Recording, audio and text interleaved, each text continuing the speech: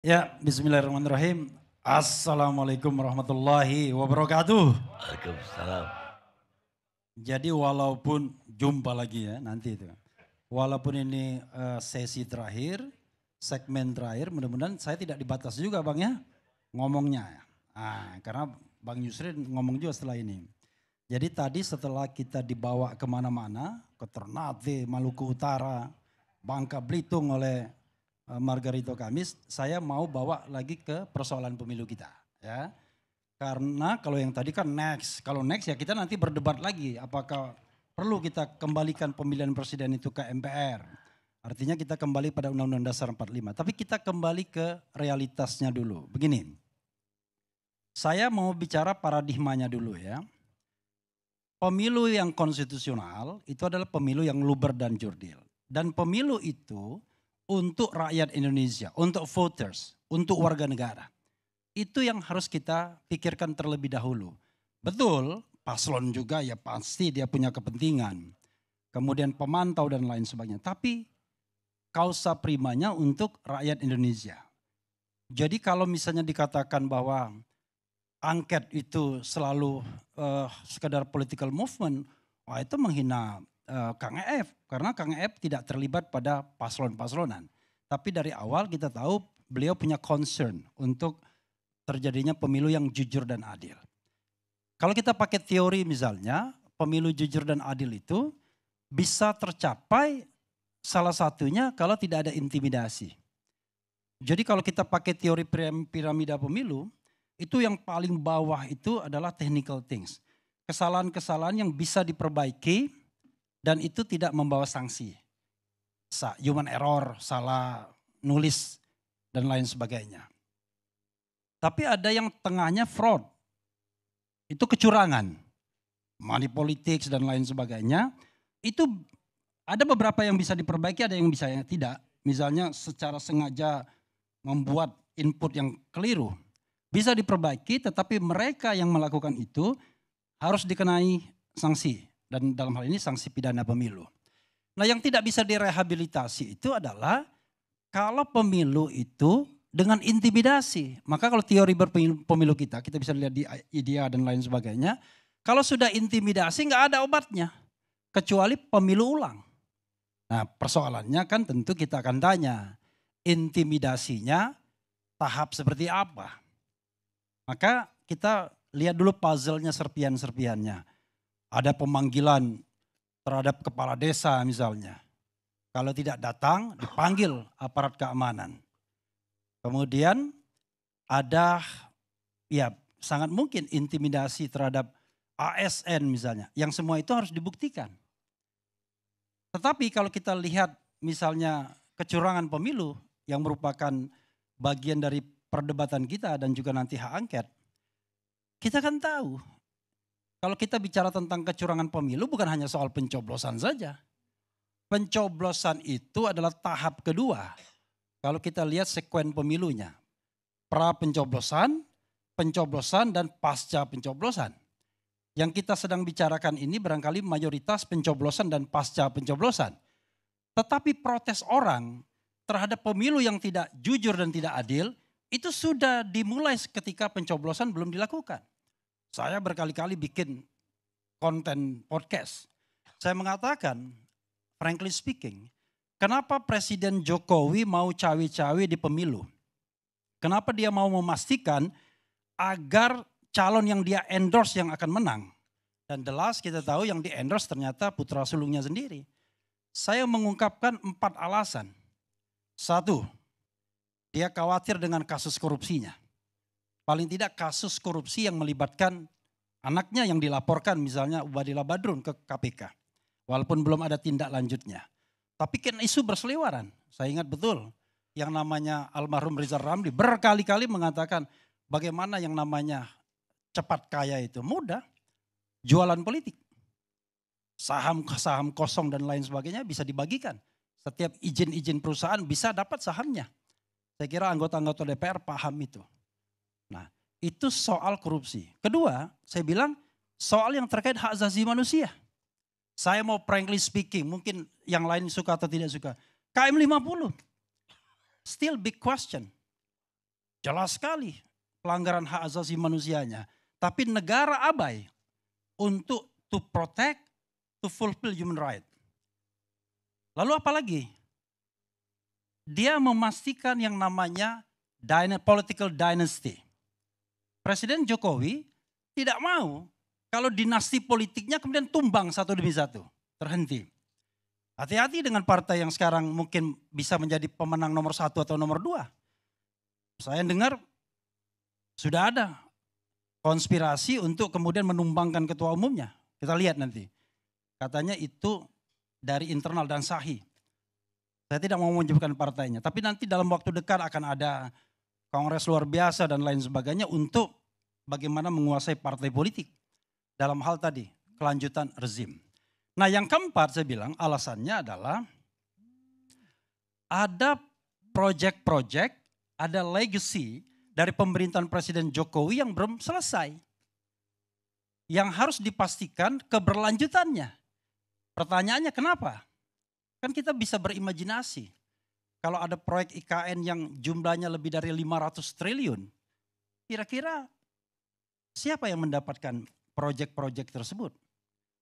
Siapa yang kemudian memiliki kepentingan terhadap proyek yang begitu besar tersebut? Makanya kemudian harus dilanjutkan proyek tersebut. Nah, isu mengenai keberlanjutan ini sudah dimulai oleh teman saya namanya Muhammad Qodari. Sayangnya dia tidak ada di sini. Dia lemparkan yang namanya Jokpro, Jokowi Prabowo. Itu kalau tidak salah pada saat COVID atau sebelum COVID. Saya pernah berdebat di salah satu pada COVID. Ya, Jokowi Prabowo. Itu kan bahasa lain dari 3 periode sesungguhnya. Dia sudah tahu dan bukan dia political scientist, nggak mungkin dia tidak tahu bahwa konstitusi hanya mengatakan 2 periode saja. Tapi dia lontarkan itu sebagai testing the water. Dan akhirnya dikonkretisasi beberapa menteri dengan jelas soal 3 periode. Untungnya ada ketua umum partai beliau yang kemudian menghadang keinginan untuk 3 periode tersebut. Kalau seandainya tidak dihadang oleh ketua umum PDIP, jadi itu barang. Mudah mengubah konstitusi, kan tinggal kesepakatan elit saja. Kalau ketua umum PDIP jadi, ketua umum Golkar jadi, Jokowi jadi, kemudian ketua umum Nasdem jadi, kemudian ketua umum PKB jadi, ketua umum PKS jadi, atau PKS nggak usah diajak. Selesai. Dan tidak perlu dengan ketua umum Partai Bulan Bintang. Terlalu kecil soalnya. Iya kan jadi. Tapi untung beliau bilang no karena taat pada konstitusi. Kemudian digeser lagi. Tidak 3 periode tapi perpanjangan masa jabatan. Gagal juga. Lagi-lagi Ibu Megawati gak setuju dan komponen society tentunya. Ya termasuk saya juga mengkritik. Ada bahasa lain dari perpanjangan masa jabatan, penundaan pemilu. Gak jadi juga. Barangkali awalnya istana mulai putus asa. Waduh kalau begitu nanti legacy saya, IKN dan lain sebagainya gak berlanjut ini. Maka kemudian puncaknya adalah putusan Paman Usman. Setelah, mohon maaf nih Dad, setelah Ganjar dan PDIP diombang-ambingkan. Ya, puzzle, ada apa teka-teki. Kira-kira Jokowi ini akan dukung siapa? Dukung Ganjar atau dukung Prabowo? Kena prank semua akhirnya. Ternyata dukung Prabowo, tambah Gibran lagi. Sudahlah kita tahu putusan 90 itu ya. Kalau kemudian kita pakai hulunya saja bahwa yang namanya putusan MK itu final and binding dan wajib dilaksanakan kan itu ujungnya.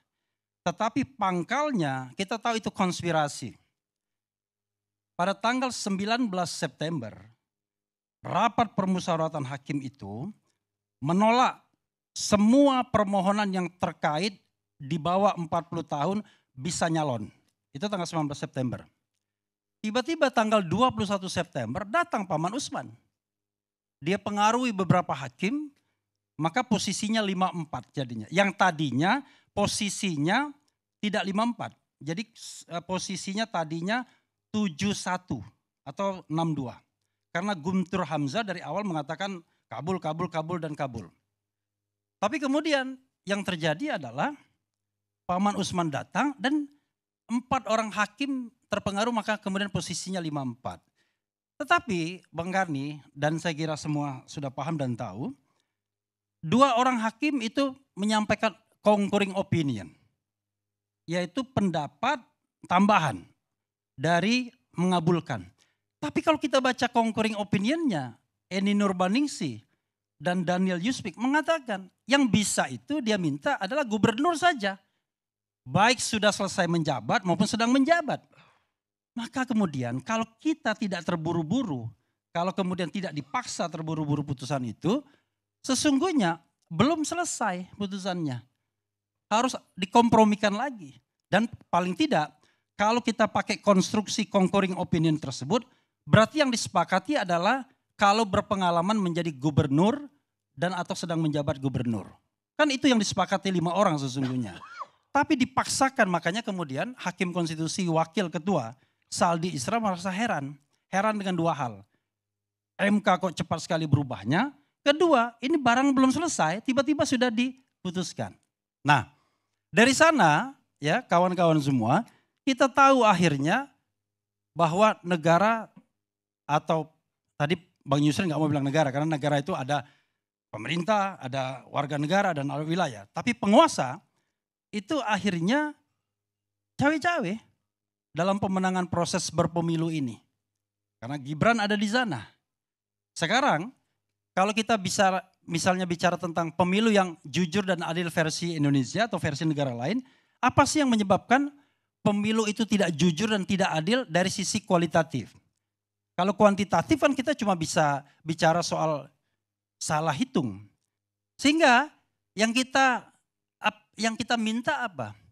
Keyakinan dari Hakim Konstitusi sebagaimana pernah dikatakan oleh Profesor Yusril Iza Mahendra, Bang Yusril, tahun 2014 ketika menjadi ahli buat Prabowo mengatakan, kalau ditemukan pelanggaran konstitusi, tidak tertutup kemungkinan hakim-hakim MK untuk membatalkan pemilu sebagaimana yang terjadi di Thailand. Saya ingat betul itu Bang Yusril. Bang Yusril juga yang ngomong di Twitter, ya, kalau pemilu curang, penjahat yang akan berkuasa. Bang Yusril juga ngomong, penjahat dan koruptor. Jadi maksud saya, udahlah kasihlah room kepada rakyat ini. Tidak semuanya orang itu berpikir jabatan, uang. Tidak semua. Banyak orang yang menggunakan hati nuraninya. Oke lah, kalau Anda terkait dengan paslon 01 dan 03, Anda mungkin bicara kepentingan. Paslon 01 berharap 2 putaran, 03 sama 2 putaran juga. Tapi kalau kita kembalikan kepada mereka-mereka misalnya guru besar, orang seperti Kang EF dan lain sebagainya. Banyak kok yang bicara tentang hati nurani. Banyak kok mau melihat bangsa ini lebih baik. Dan saya terus terang ya bapak-bapak ibu-ibu sekalian, tidak mau negeri ini dipimpin oleh pemimpin yang memenangkan pertarungan pemilu dengan cara curang. Haram hukumnya. Karena itu pertanggungjawaban dunia akhirat. Saya kira Bang Yusril juga ke sana juga sebagai partai kanan luar. Partai Bulan Bintang. Jadi haram hukumnya kita dipimpin oleh orang yang mendapatkan kekuasaan dengan cara curang. Dengan cara membayar, dengan cara mengakali sirekap, dengan cara mengakali manual dan lain sebagainya. Karena itu, kalau kita melawan hari ini adalah perlawanan konstitusional. Bukan perlawanan inkonstitusional.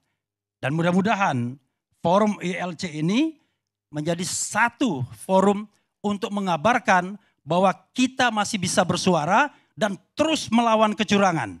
Dan kita tidak melawan orang, kita melawan sebuah fenomena, kecurangan, ketidakadilan, ketidakbenaran, dan hal-hal yang merusak demokrasi kita.